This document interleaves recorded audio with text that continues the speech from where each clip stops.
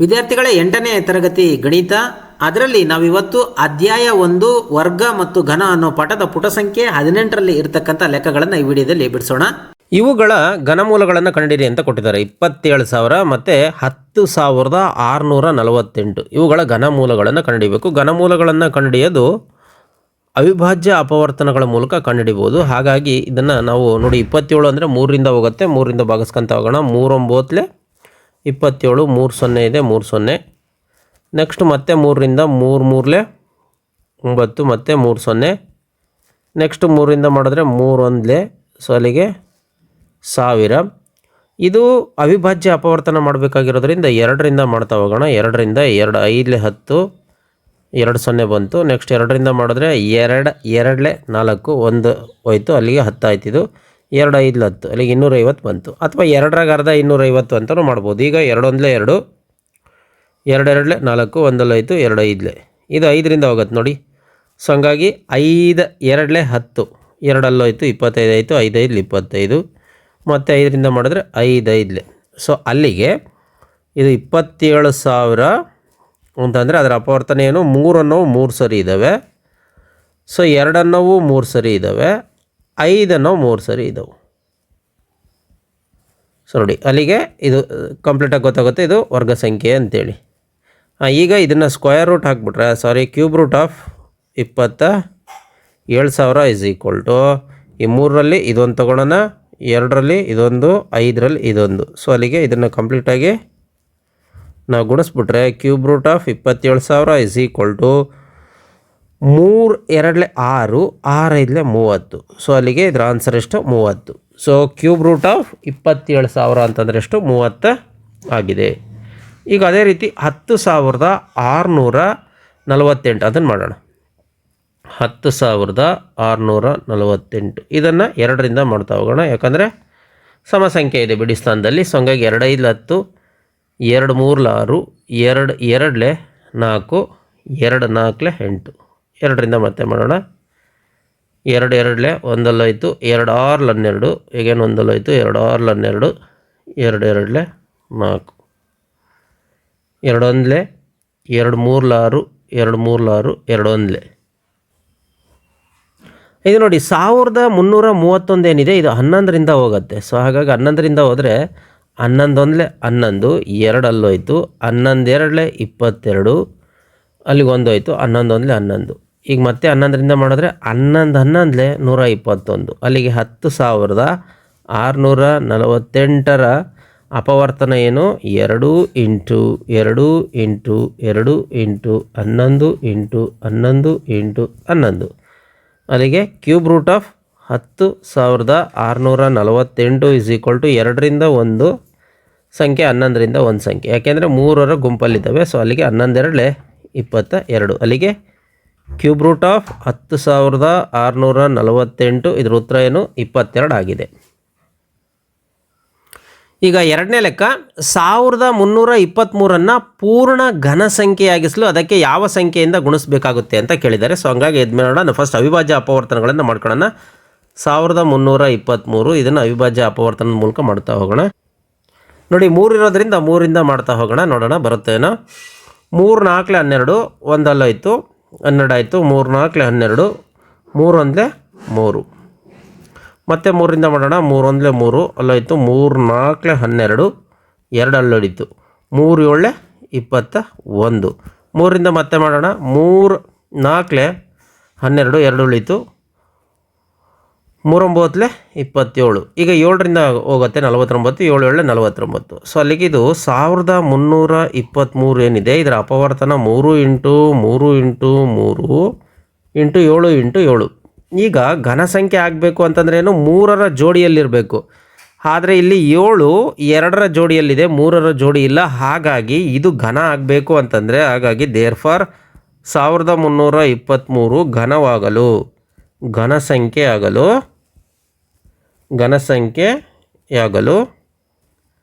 ಇದನ್ನು 7ರಿಂದ ಗುಣಿಸಬೇಕು.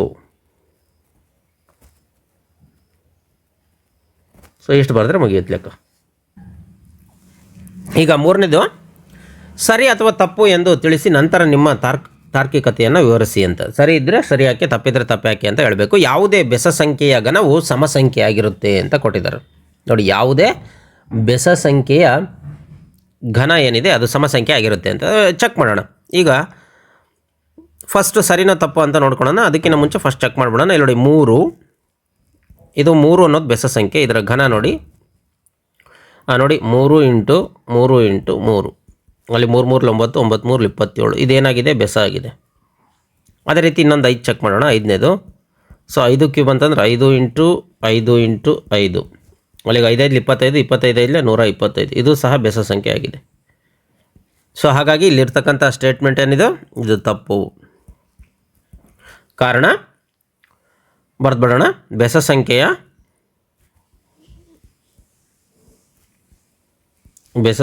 ಘನ ಬೆಸ ಸಂಖ್ಯೆ ಆಗಿರುತ್ತೆ. ಬೆಸ ಸಂಖ್ಯೆಯೇ ಆಗಿರುತ್ತದೆ. 8ರಿಂದ ಕೊನೆಗೊಳ್ಳುವ ಯಾವುದೇ ಘನ ಸಂಖ್ಯೆ ಇರುವುದಿಲ್ಲ ಅಂತ ಕೊಟ್ಟಿದ್ದಾರೆ. ಇದು ಸಹ ತಪ್ಪು. ಯಾಕಪ್ಪ ಅಂತಂದರೆ ಇಲ್ಲಿ ನೋಡಿ, 2ರ ಘನ ಏನು 8, ಹೌದಾ, 2 ಇಂಟು 2 ಇಂಟು 2. ಸೊ ಹಾಗಾಗಿ ಇದು ಹೇಳಿಕೆ ಏನಿದೆ ತಪ್ಪಿದೆ ಅಂತ ಈಸಿಯಾಗಿ ಗೊತ್ತಾಗತ್ತೆ. 3ನೇದು 2 ಅಂಕಿಯ ಸಂಖ್ಯೆಯ ಘನವು 3 ಅಂಕಿಯ ಸಂಖ್ಯೆ ಆಗಿರಬಹುದು ಅಂತ ಕೊಟ್ಟಿದ್ದಾರೆ. ಈಗ ನಾವೇನು ಮಾಡೋಣ, ಅತಿ ಚಿಕ್ಕ 2 ಅಂಕಿಯ ಸಂಖ್ಯೆ ತೆಗೆದುಕೊಳ್ಳೋಣ. ಯಾವುದು ಅತಿ ಚಿಕ್ಕ 2 ಅಂಕಿಯ ಸಂಖ್ಯೆ? ಅತಿ ಚಿಕ್ಕ 2 ಅಂಕಿಯ ಸಂಖ್ಯೆ ಯಾವುದು? 10. ಈಗ 10ನ್ನು ಕ್ಯೂಬ್ ಮಾಡಿದ್ರೆ ಅಲ್ಲಿಗೆ 10 ಇಂಟು 10 ಇಂಟು 10, ಈಗ 10 ಹತ್ತಲೆ 100, 100 ಹತ್ತಲೆ 1000. ಇಲ್ಲಿ ಎಷ್ಟು ಅಂಕಿ ಬಂದವು? ಇಲ್ಲಿ ನೋಡಿ 1 2 3 4 ಅಂಕೆ ಸಂಖ್ಯೆ ಬಂದಿದೆ. ಸೊ ಹಾಗಾಗಿ ಅವ್ರೇನು ಕೊಟ್ಟಿದ್ದಾರೆ, 3 ಅಂಕೆ ಸಂಖ್ಯೆ ಅಂತ ಕೊಟ್ಟಿದ್ದಾರೆ. ಸೊ ಹಾಗಾಗಿ ಇದು ತಪ್ಪು. ಸೊ ಹಂಗಾಗಿ ಇಷ್ಟು ಬರೆದ್ರೆ ಸಾಕಾಗತ್ತೆ. ಇನ್ನು 4ನೇದು 2 ಅಂಕಿಯ ಸಂಖ್ಯೆಯ ಘನವು 7 ಅಥವಾ ಅದಕ್ಕಿಂತ ಹೆಚ್ಚಿನ ಅಂಕಿಗಳನ್ನು ಹೊಂದಿರ್ಬೋದು ಅಂತ ಕೊಟ್ಟಿದ್ದಾರೆ. ಈಗ 2 ಅಂಕೆಯ ಅತಿ ದೊಡ್ಡ ಸಂಖ್ಯೆ ತಗೊಂಡ್ಬಿಡೋಣ ನಾವು, ಅವಾಗ ಗೊತ್ತಾಗತ್ತೆ ನಮಗೆ. 2 ಅಂಕೆಯ ಅತಿ ದೊಡ್ಡ ಸಂಖ್ಯೆ ಯಾವ್ದು ಗೊತ್ತಿದೆಯಾ? 99 ಅಲ್ವಾ, ಗೊತ್ತಿದೆ. ಈಗ 99ನ್ನು ಕ್ಯೂಬ್ ಮಾಡೋಣ, ಎಷ್ಟು ಬರುತ್ತೆ ಗೊತ್ತಾಗತ್ತೆ. So 99 cube 99 into 99 into 99. ಇದರದ್ದು ಆನ್ಸರ್ ನಾನು ಡೈರೆಕ್ಟ್ ಬರೆದ್ಬಿಡ್ತೀನಿ ನೋಡಿ. 99 ಇಂಟು 99 ಇಂಟು 99 ಮಾಡಿದ್ರೆ 97,299 ಬರುತ್ತೆ. ಇದು ಎಷ್ಟು ಅಂಕೆ ಸಂಖ್ಯೆ ಇದೆಯಪ್ಪ? ಬಿಡಿ 10 100 1000 10,000 ಲಕ್ಷ. ಅಂದರೆ ಇಲ್ಲಿ ನೋಡಿ 3 3 6 ಇದೆ. ಆದರೆ ಅವ್ರೇನು ಕೊಟ್ಟಿದ್ದಾರೆ, 7 ಅಥವಾ 7ಕ್ಕಿಂತ ಹೆಚ್ಚಿನ ಅಂಕಿಗಳನ್ನು ಹೊಂದಿದೆ ಅಂತ ಕೊಟ್ಟಿದ್ದಾರೆ. ಸೊ ಹಂಗಾಗಿ ಇದು ತಪ್ಪು ಅಂತ. ದೇರ್ಫಾರ್ ಇದು ತಪ್ಪು. 6 ಅಂಕೆ ಸಂಖ್ಯೆನೇ ಮ್ಯಾಕ್ಸಿಮಮ್ ಹೊಂದಿರುತ್ತೆ ಅಂತ ನಾವು ಇಲ್ಲಿ ಹೇಳ್ಬೋದು. ಅಂದರೆ 6 ಅಂಕೆ ಸಂಖ್ಯೆ ಮಾತ್ರ ಹೊಂದಿರುತ್ತೆ. ಇಲ್ಲಿ ಬರೆದ್ಬಿಡ್ತೀನಿ ನೋಡಿ. 2 ಅಂಕೆಯ ಸಂಖ್ಯೆಯ ಘನ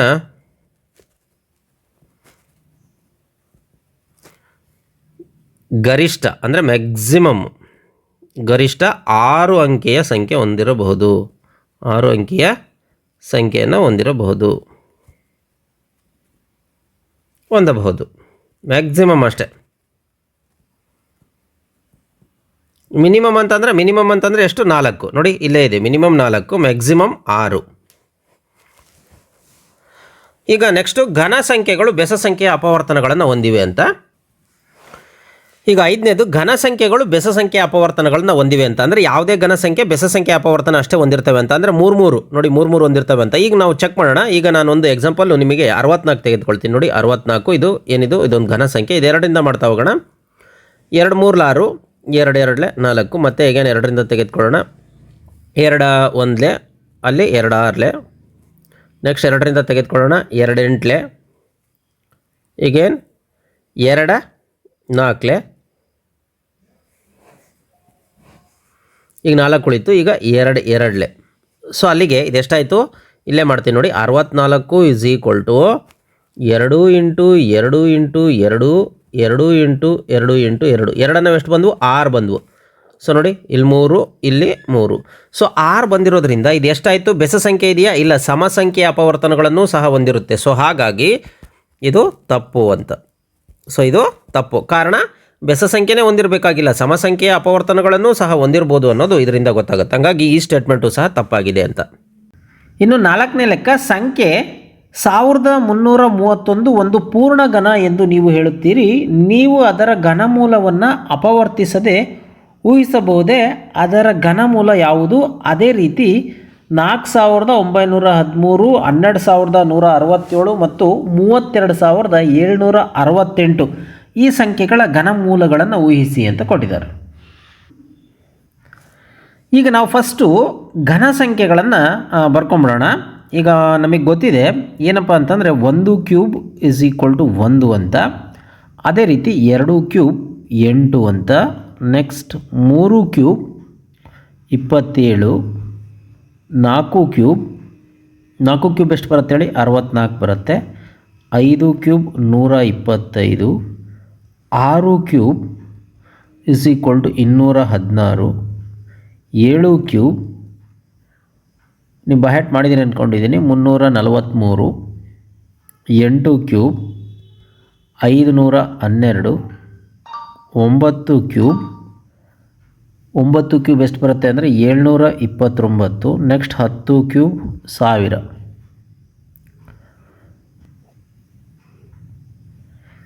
ಈಗ ನೋಡಿ 1331 ಇದರ ಘನಮೂಲ ಬೇಕು ನಮಗೆ. ಘನಮೂಲ ಅಂತಂದರೆ ಕೊನೆಯಲ್ಲಿ ಒಂದಿರುತ್ತೆ, ಹೌದಾ? ಕೊನೆಯಲ್ಲಿ ಒಂದು ಯಾವಾಗ ಬರುತ್ತೆ? ಒಂದಿದ್ದಾಗ ಮಾತ್ರ ಬರುತ್ತೆ. ಹಾಗಾಗಿ ಇದು ನೋಡಿರಿ, ಈ ಸಂಖ್ಯೆ ಏನಿದೆ ಇದು 10 ಕ್ಯೂಬ್ ಅಂತಂದರೆ ಏನು? 1000, ಹೌದಾ? ಅದೇ ರೀತಿ 20 ಕ್ಯೂಬ್ ಅಂತಂದರೆ ನೋಡಿ 2 2 4, 4 2 8 ಎಷ್ಟಾಗತ್ತೆ? 8000 ಆಗುತ್ತೆ. ಹಾಗಾದರೆ ಇವೆರಡರ ನಡುವೆ ಬರುತ್ತೆ ಯಾವುದು? ಈ ಸಂಖ್ಯೆ. ಸೊ ಹಾಗಾಗಿ 10 ಕ್ಯೂಬ್ಗಿಂತ ದೊಡ್ಡದು ಯಾವುದು? 1339 ಮತ್ತು 20 ಕ್ಯೂಬ್ಗಿಂತ ಚಿಕ್ಕದು. ಸೊ ಹಾಗಾದರೆ ನಮಗೆ ಗೊತ್ತಾಯಿತು 10 ಕ್ಯೂಬ್ ಮತ್ತು 20 ಕ್ಯೂಬ್ ನಡುವೆ ಬರುತ್ತೆ. ಮತ್ತು ಏನಿರಬೇಕು ಅಂತಂದರೆ ಕೊನೆಗೆ ಒಂದಿದೆ ಬಿಡಿ ಸ್ಥಾನದಲ್ಲಿ, ಅಂದರೆ ಒಂದಿರಲೇಬೇಕು. ಸೊ ಹಾಗಾಗಿ ದೇರ್ ಫಾರ್ ನೆನ್ಪಿಟ್ಕೊಳ್ಳಿ, ಕ್ಯೂಬ್ ರೂಟ್ ಆಫ್ 1331 11 ಕ್ಯೂಬ್ ಆಗಿರುತ್ತೆ. ಸೊ ಇದು ಇದರ ಉತ್ತರ. 11ನ್ನು 3 ಸರಿ ಗುಣಿಸಿದ್ರೆ ನಮಗೆ 1331 ಸಿಗುತ್ತೆ. ಪರ್ಫೆಕ್ಟ್. ಇದು ಗೆಸ್ ಮಾಡಿ ಏನು ಹೇಳ್ತಾ ಇರತಕ್ಕಂಥದ್ದಲ್ಲ, ಅಪವರ್ತಿಸದೆ ಊಹಿಸ್ಬೋದು ಅಂತ. ಕಾರಣ ಇದರ ಬಿಡಿ ಸ್ಥಾನದಲ್ಲಿ ಒಂದಿದೆ ಅಂತಂದರೆ ಯಾವಾಗ ಬರುತ್ತೆ? ಅದು ಒಂದಿರಬೇಕು. ಸೊ ಇಲ್ಲಿ 10ಕ್ಕಿಂತ ಜಾಸ್ತಿ ಇದೆ, 20ಕ್ಕಿಂತ ಕಮ್ಮಿ ಇದೆ ಅಂತಂದರೆ 10ಕ್ಕಿಂತ ಒಂದು ಜಾಸ್ತಿ ಅಂದರೆ 11 ಆಗಿದ್ದಾಗ ಮಾತ್ರ ಕೊನೆಗೆ ಒಂದು ಬರಲಿಕ್ಕೆ ಸಾಧ್ಯ. ಸೊ ಹಾಗಾಗಿ ಇದು ಸರಿ ಉತ್ತರ ಆಗಿದೆ. ಅದೇ ರೀತಿ ನೋಡಿ 4913. ಈಗ 4913 ಅಂತಂದರೆ ಅದು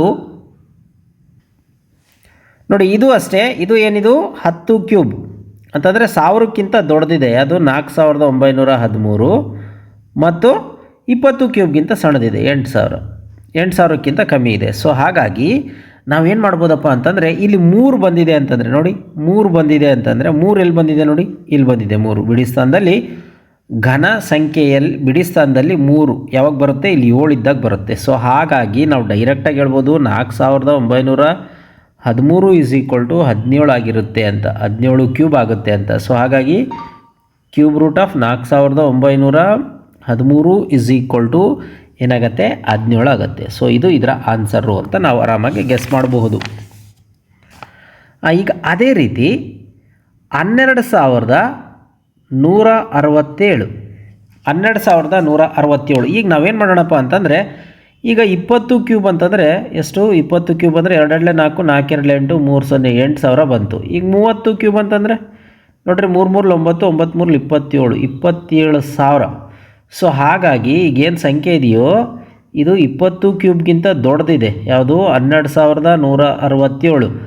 ಆದರೆ ಈ 30 ಕ್ಯೂಬ್ಗಿಂತ ಚಿಕ್ಕದಿದೆ.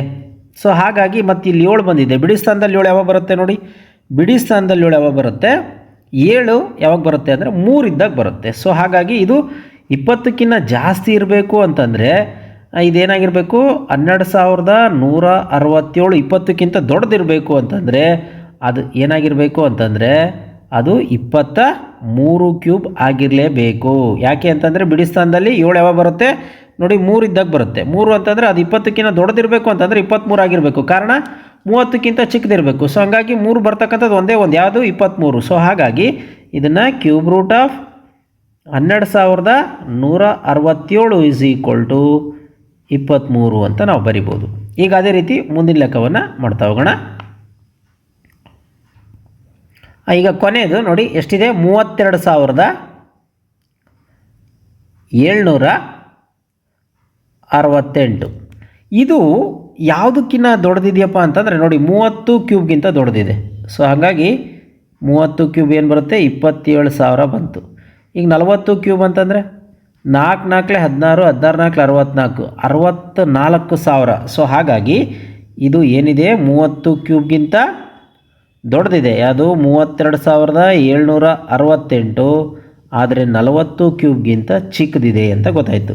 ಸೊ ಹಾಗಾಗಿ ಬಿಡಿ ಸ್ಥಾನದಲ್ಲಿ ಎಂಟು ಯಾವಾಗ ಬರುತ್ತೆ ನೋಡಿ, ಬಿಡಿ ಸ್ಥಾನದಲ್ಲಿ ಎಂಟು ನೋಡ್ತಾ ಹೋದರೆ 2 ಇದ್ದಾಗ ಮಾತ್ರ ಬರುತ್ತೆ. ಹಾಗಾಗಿ 2 ಇದ್ದಾಗ ಬರುತ್ತೆ ಅಂತಂದರೆ ಅದು 30ಕ್ಕಿಂತ ದೊಡ್ಡದಿರಬೇಕು, 40ಕ್ಕಿಂತ ಚಿಕ್ಕದಿರಬೇಕು. ಅಂದರೆ ಯಾವ ಸಂಖ್ಯೆ ಆಗಿರಬೇಕು, 32 ಆಗಿರಲೇಬೇಕು.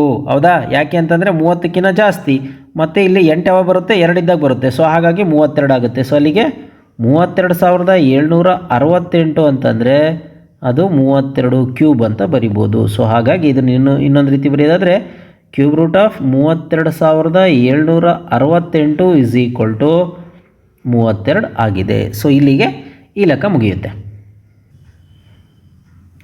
ಈಗ ಕೊನೆ ಲೆಕ್ಕ ಈ ಪಾಠದ್ದು. ಈ ಕೆಳಗಿನವುಗಳಲ್ಲಿ ಯಾವುದು ಅತ್ಯಂತ ದೊಡ್ಡದಾಗಿದೆ, ಕಾರಣದೊಂದಿಗೆ ಉತ್ತರವನ್ನು ವಿವರಿಸಿ ಅಂತ. ಕಾರಣದೊಂದಿಗೆ ಉತ್ತರವನ್ನು ವಿವರಿಸೋದು ಅಂದರೆ ಲೆಕ್ಕ ಮಾಡೋದು ಅಂತ. ಲೆಕ್ಕ ಮಾಡಿಬಿಟ್ರೆ ಗೊತ್ತಾಗ್ಬಿಡುತ್ತೆ ನಮಗೆ. ಈಗ ನೋಡಿ 67 ಕ್ಯೂಬ್ ಮೈನಸ್ 66 ಕ್ಯೂಬ್ ಅಂದರೆ ಒಂದು ಚಿಕ್ಕದಿದೆ. ಇಲ್ಲಿ 43, ಇಲ್ಲಿ 42 ಇದೆ, ಇಲ್ಲಿ 67, 66 ಇದೆ, ಇಲ್ಲಿ 43, 42 ಇದೆ.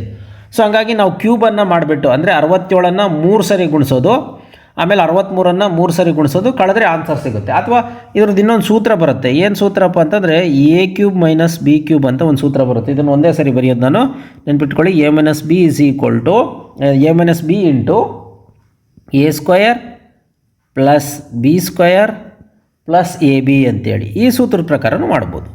ಹಂಗಾಗಿ ಕಾರಣ ಏನಕ್ಕಪ್ಪ ಅಂತಂದರೆ ನೋಡಿ, ಇದು ಇಲ್ಲಿ ನಾವು ಮಾಡ್ತಾ ಹೋಗೋಣ. ಎ ಜಾಗದಲ್ಲಿ ಏನಿದೆ, ಇಲ್ಲಿ ಎ ಜಾಗದಲ್ಲಿ 67 ಇದೆ, ಬಿ ಜಾಗದಲ್ಲಿ ಏನಿದೆ 66 ಇದೆ.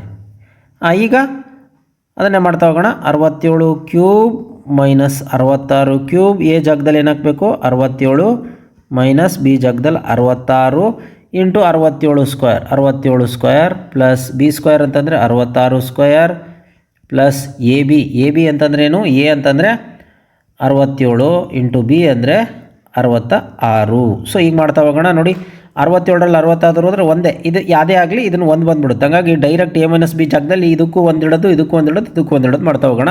ಈಗ 67 ಸ್ಕ್ವೇರ್ ಅಂದರೆ ನಾನು ಈ ಕಡೆ ಮಾಡ್ತೀನಿ ನೋಡಿರಿ, ಒಂದೇ ಒಂದು ಲೆಕ್ಕ ತೋರಿಸ್ತೀನಿ ನಿಮಗೆ. 67 ಇಂಟು 67 ಮಾಡ್ತಾ ಹೋಗೋಣ. 7 7 49ಕ್ಕೆ 9 10 4, 6 7 42, 42 4 46 ಬಿಡಿ ಸ್ಥಾನದಲ್ಲಿ 9 ಕೆಳಗೆ ಬಿಡಿ ಸ್ಥಾನ, ಹಂಗಾಗಿ ಅಲ್ಲಿ ಪ್ಲಸ್ ಹಾಕೋಣ. ಇಲ್ಲಿ 6 7 42ಕ್ಕೆ 2 10 4, 6 6 36 4 40.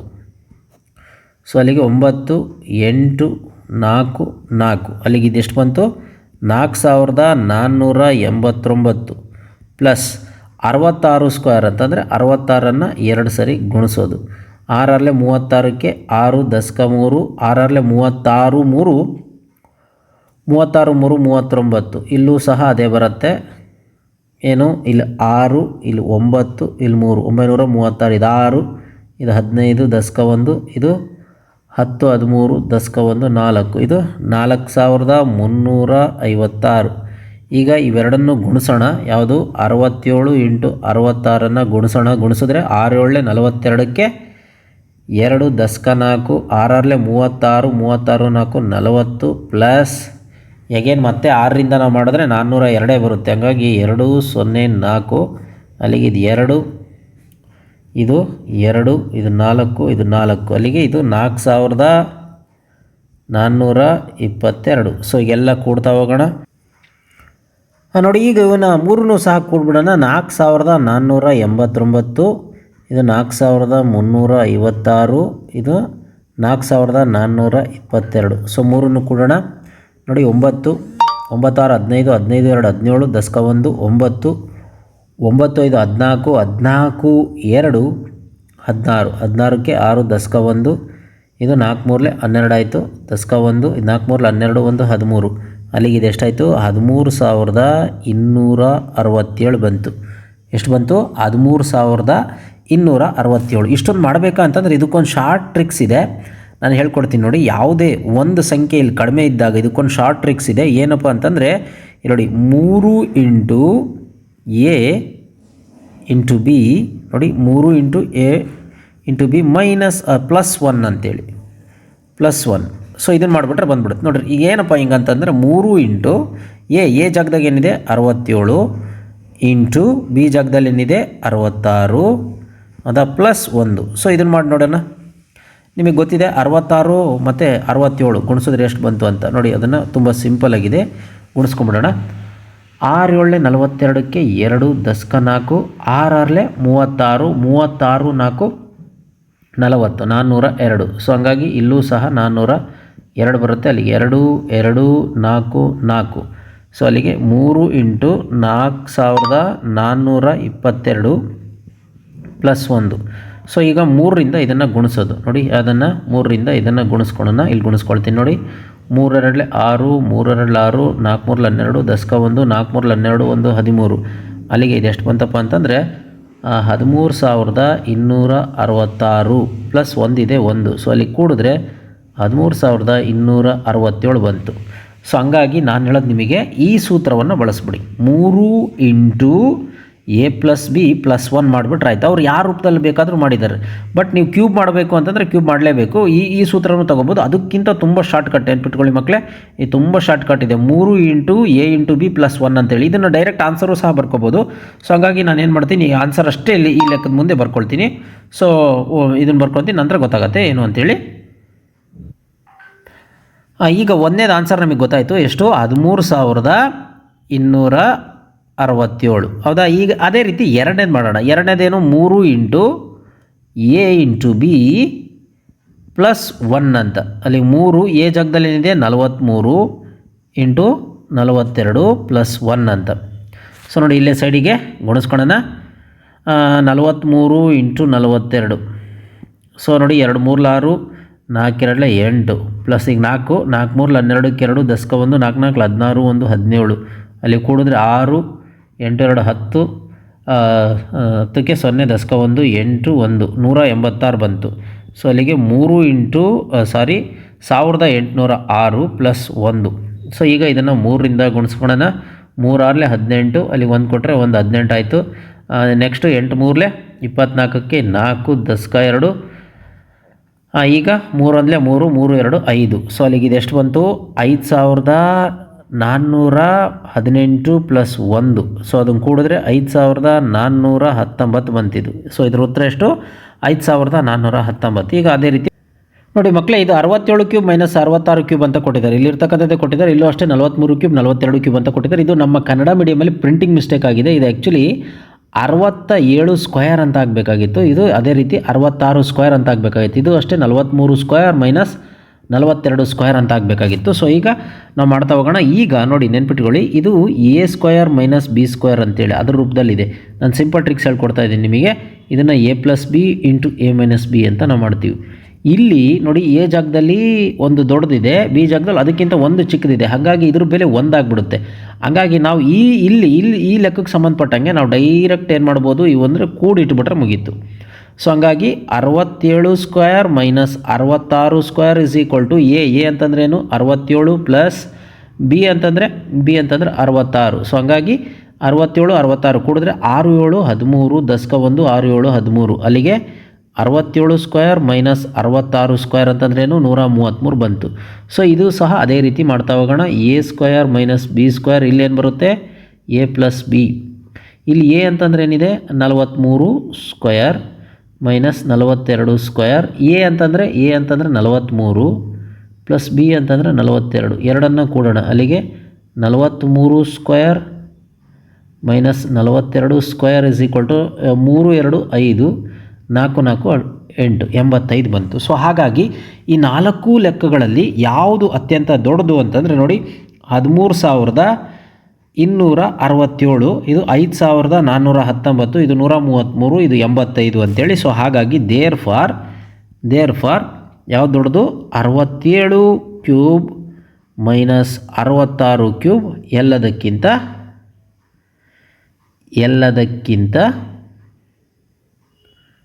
ದೊಡ್ಡದು. ಇಷ್ಟು ಬರೆದ್ರೆ ಮುಗೀತು.